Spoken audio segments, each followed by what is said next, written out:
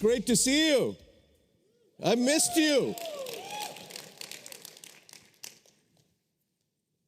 I want to thank Evelyn Wang for inviting me out here. It's great to be back. It's great to just hang around in that tech showcase and just feel the energy.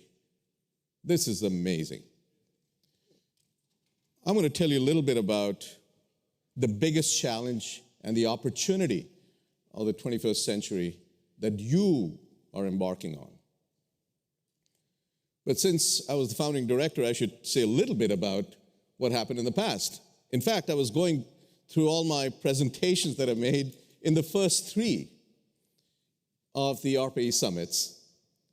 And I'm going to use a few slides from that just to remind you what happened. So this is one of the slides, and all the people in ARPA-E, none of us actually had experience in government. We were all new. And maybe that was a good thing. And I went and, talked about, so went to Amazon. There was no Chat GPT at that time. So I went to Amazon and wrote down how to start a new federal agency. I used this slide. And what came back is 10 steps to get a federal job. Wasn't helpful. That's when I said, I need help. And the help came from many, many different directions. This is the launch of ARPA-E. It came out of the Rising of the Gathering Storm report led by Norm Augustine. Steve Chu was part of the committee. Then Bart Gordon, Lamar Alexander, Jeff Bingaman, and many others got the America Competes Act together. They are the godfathers of ARPA-E. Then Secretary Chu became the 12th Secretary of Energy in 2009, and the Recovery Act happened. President Obama went to the National Academy of Sciences on 27th of April and announced ARPA-E with that $400 million funding. It was not through the appropriation, it was just a one-shot $400 million. The first awards were made in 2009. And we were blessed. I was blessed to have a team in place with people like Eric Toon, Danielson, Hartney, Shane Kozinski. Some of them are still around. Bill Bierbauer, they're still around. In October, we made the first award. 95% of the awards were made by January of 2010. 3 months. That was record time. And the first summit was March 2010. Looking back, oh my God, that was amazing what happened. But then, the $400 million were all obligated. We didn't have any appropriation. And I'm going to use some Washington jargon, there was continuing resolution. What does that mean? You get the same budget as previous years, which means if it was 0, you're going to get 0. And so we were in up and down whether ARPA-E is going to survive or not. And at that time, we used to use the same famous quote of Ernest Rutherford, gentlemen, we have run out of money. It's time to start thinking. So I'm going to tell you what we thought about, and looking back, reflecting back, what were the keys to ARPA-E's success? And then I'm going to talk about how do I look at ARPA-E now in the context of the world? So what are the keys to ARPA-E's success? And I said this in my testimony to Congress in 2019. 4 things. 1, talent. It's all about the people. It takes one to be at the cutting edge to recognize and define what is cutting edge. It's all about that talent in ARPA-E. And that's the number 1 job, frankly, for Evelyn, to recruit. People used to ask me, do you spend most of your time dealing with Congress and is that hard? No, that was the easy part. Frankly, I enjoyed that. The most difficult part was to recruit people, talented people, into ARPA-E. I used to call, I don't know how many people I called to recruit. Second thing, mission. This is a research organization. Research in breakthrough energy technologies that would form the foundation of entirely new industries to ensure the economic, national, and environmental security, as well as U.S. competitiveness. I mean, you can't argue with this mission. This mission was given by Congress. Amazing. And that mission is very important. Third is culture. Culture will eat strategy for lunch, breakfast, and dinner. And we decided to create a culture of constructive debate. When I used to work with program directors, I was not the director. I was a scientist engineer working things out with them.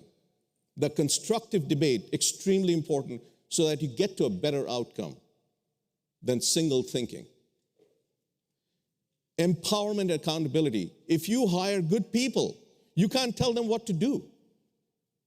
You have to let them figure out what's the right thing to do and empower them to make those decisions and have a debate and accountability.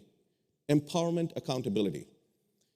We also decided that this is going to be the most scientifically and socially, people forget the social part, socially enriching part of our life. And I can tell you, those people who were there, they will tell you too, at least for me, this was the most scientifically and socially enriching part of my professional life.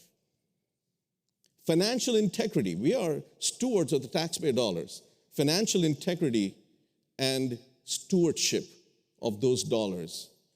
And if you make, and this is something I learned, if you make promises to Congress, you better keep them.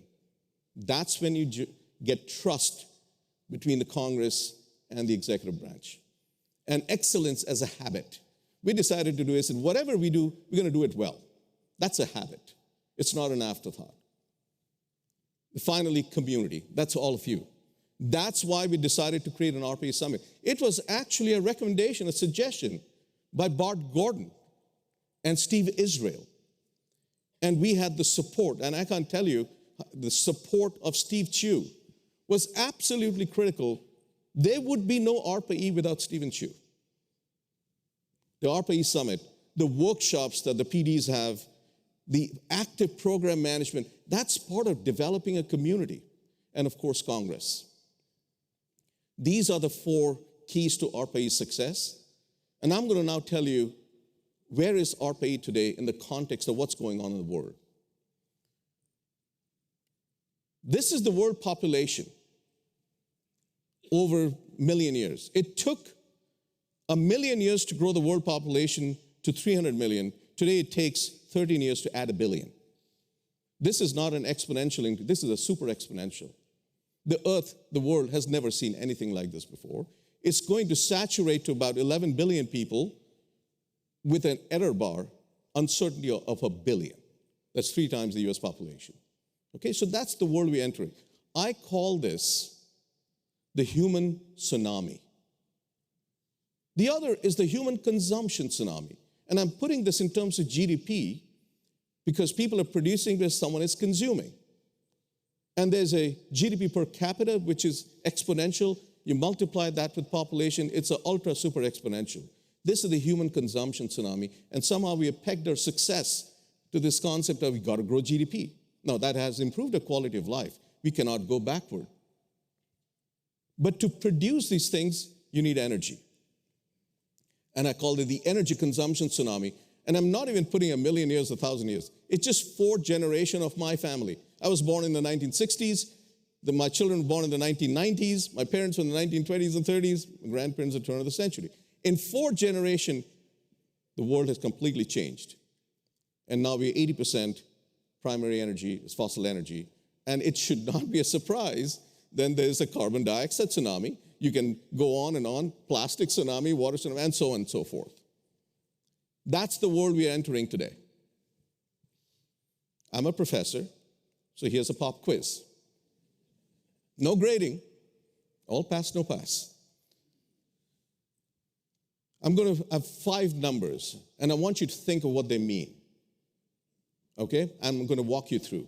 The first number, 1. This is 1 degree Celsius. It's 1.1, 1.2. This is the global average temperature rise from the pre-industrial levels. The second number is 2. That's 2 degrees Celsius. It is the Paris Agreement was about 1.5, and let's try to keep it below 2. That's 2. The next number is 800. We're not living on Venus. It's not 800 degrees Celsius. Okay? But if you want to keep the global average temperature rise below 2 degrees, you have a budget of 800 gigatons of CO2. That's the budget left, global budget. The next number is 40. That's the rate of emissions. The last number is 20. You can make the guess now. If you take the ratio and your emissions were flat, you got 20 years left. And when we talk about averages, let's be very clear. It's not the average that's going to hit you. It's the tail of the distribution that is going in one direction. And in this case, the tail has a disproportionate effect on our economy, on our security, on all of us. That's what we are entering. And we got 20 years. There's an urgency to this. What do we have to do? Well, there are lots of studies on this. We have to mitigate, and we need negative emissions. And mitigation is on the order of 40 or 50. That's the gap between the yellow line and the red line. The yellow line, business as usual. The red line is 2 degrees. That's the green chunk. That's tens of gigatons of CO2. And the blue chunk at the bottom is the negative emissions. And you need both. It's not a question of either or. It's and. You need both. And the blue is on the order of tens of gigatons of CO2 globally per year. Now, I'm throwing around gigatons as if these are just numbers. So here's the second pop quiz. If you add up the weight of all 8 billion human beings on Earth, how many gigatons is that? It's half a gigaton. Okay, so you're thinking about now tens of gigatons. This is global industrial scale stuff. This is the birth of new industries. And if you look at, and here's a proposal, whatever, or this is, I would say, an axiom, I would say, if there are 10 billion people in the world consume anything, it'll have a gigaton scale impact. Electricity, heating, transportation, food, textile, water, steel, cement, information. So people have realized that this is unsustainable. There's something that we got to do. Otherwise, it may create havoc, as we are now seeing. So what has happened? You have national commitments that have been made, corporate commitments. All the major nations have put dates or years. United States is 2050. China is 2060. India 2070, and so on and so forth. More than 60% of the Fortune 500 companies have made climate commitments. The aggregate annual revenue is more than $20 trillion. That's more than the US economy. All these commitments have been made, and he asked the question, how do we get there? No one knows clear pathways. That's the world we are in. This is why ARPA-E is needed. Of course, we have got some amazing bills that have come out. This is the largest infrastructure bill, as well as the Inflation Reduction Act. It's the largest investment in US infrastructure since the New Deal. But there's more to be coming. Otherwise, we're not going to get there. Now, this is all about scale. This is all about innovations and breakthroughs. So there have been breakthroughs made. We shouldn't say that nothing has happened. Of course, things have happened. Very positive things have happened.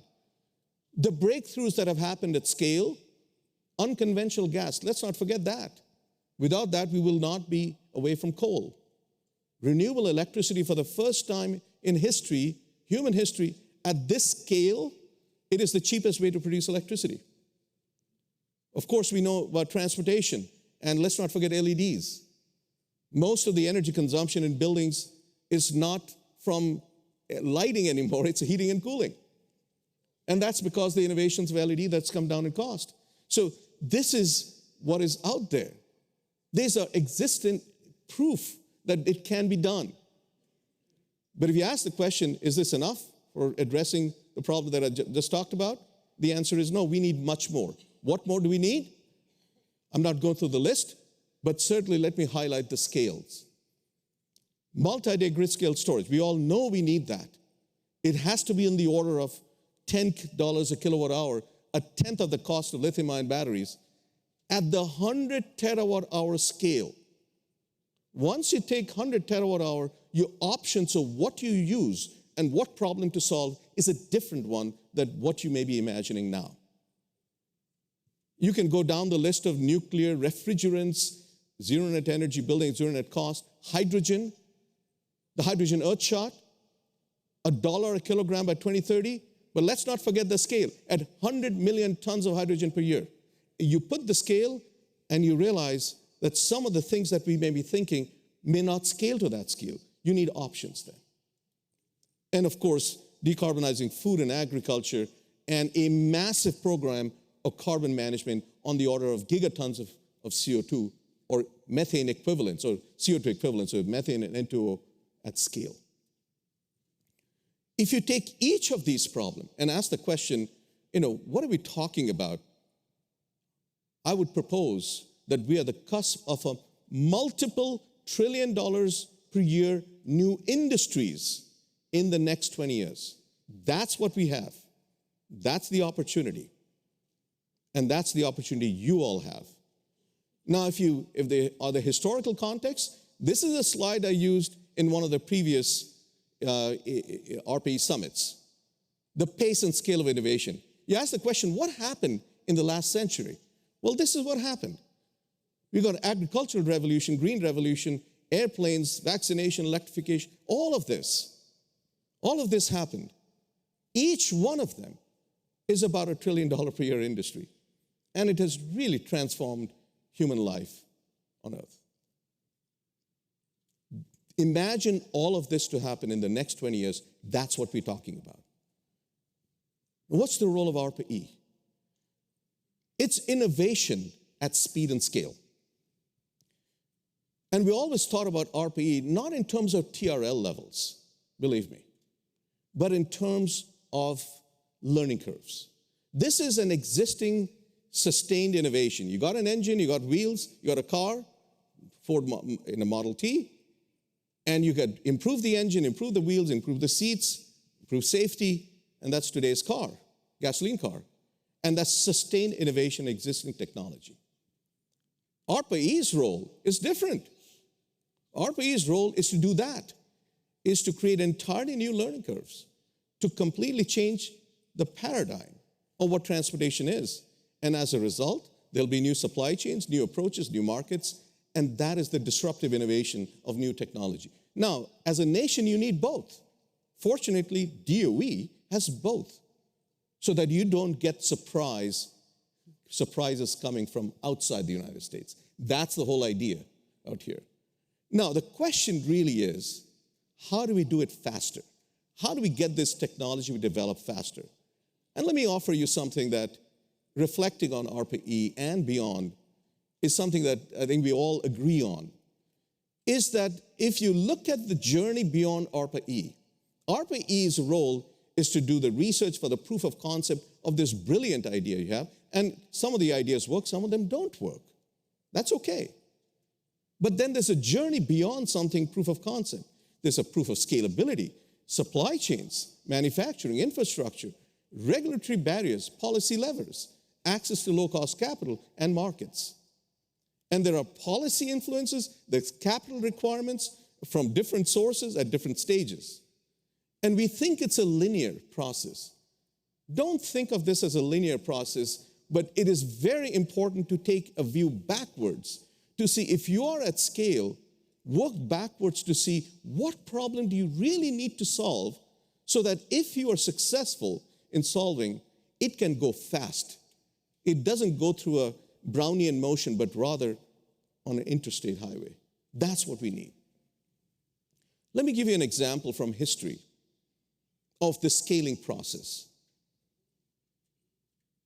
And the example that of Norman Borlaug, who was awarded the Nobel Peace Prize in 1970. He's the father of the Green Revolution. So what did he do? He was a plant scientist. He worked in the lab, and he realized there's a big global problem of famine. There's impending famine. There's not enough food. There's not enough food productivity. And he realized what the problem really is.